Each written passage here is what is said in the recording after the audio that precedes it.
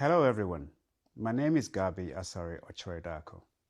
I'm the founder and chairman of Africa Prosperity Network, the organizers of the Africa Prosperity Dialogues. I'm sorry I could not join you physically today. This is due to a remarkably ill-timed temporary health situation. On behalf of APN and our partners, I wish to thank all of you very warmly for choosing to be part of this historic gathering.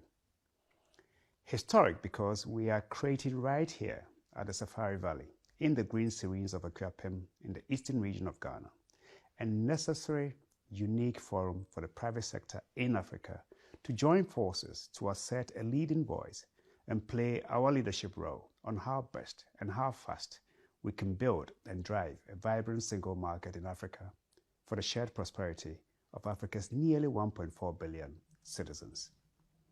Next month, Africa's political leaders will once again meet in Addis Ababa to talk about our common destiny. Our voices here in Adukrom should resonate in Ethiopia. This year, incidentally, marks the 60th anniversary of the Organization of African Unity, which was set up to promote the unity and solidarity of the African states. It has since 2002 been succeeded by the African Union.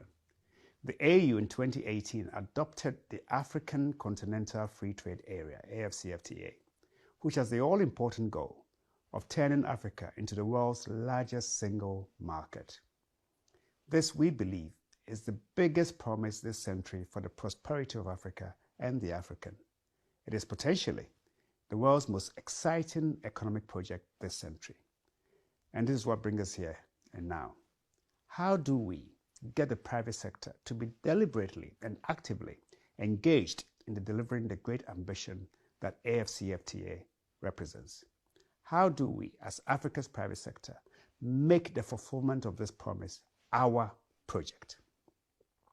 AfCFTA, which is headquartered in Accra, Ghana, promises economic integration. Its success is our success. If it works, it will boost significantly trade and investments, provide jobs, and increase prosperity across the continent like never before. But in order for it to work and work for us, the workings of the AfCFTA must be seen and felt from this onset to be for the people of Africa, for our collective ownership and shared benefit. It must be owned by businesses in Africa. The combined voices of Africa's businesses, big and small, must be heard and felt. The aggregate value of our enterprises and industries across Africa must be networked, coordinated, and impactfully leveraged.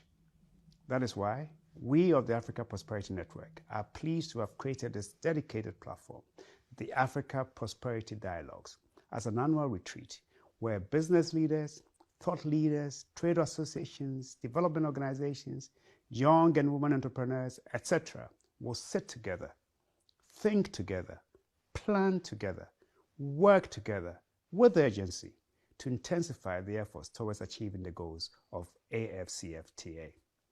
The next 10 years will determine whether the promise fails or succeeds. This year's gathering is the first of many, the first of such many destiny-shaping retreats that we plan to hold. Your presence here today cannot be at all overemphasized, and we know that with your commitment from this day on, we can build a strong network of Pan-African partnership to make this annual retreat a most powerful, actionable platform of choice for building the one prosperous Africa we want and know we can get done. In the words of Ghana's first president, Dr. Kwame Nkrumah, in Addis Ababa in 1963, I quote, "The resources are there.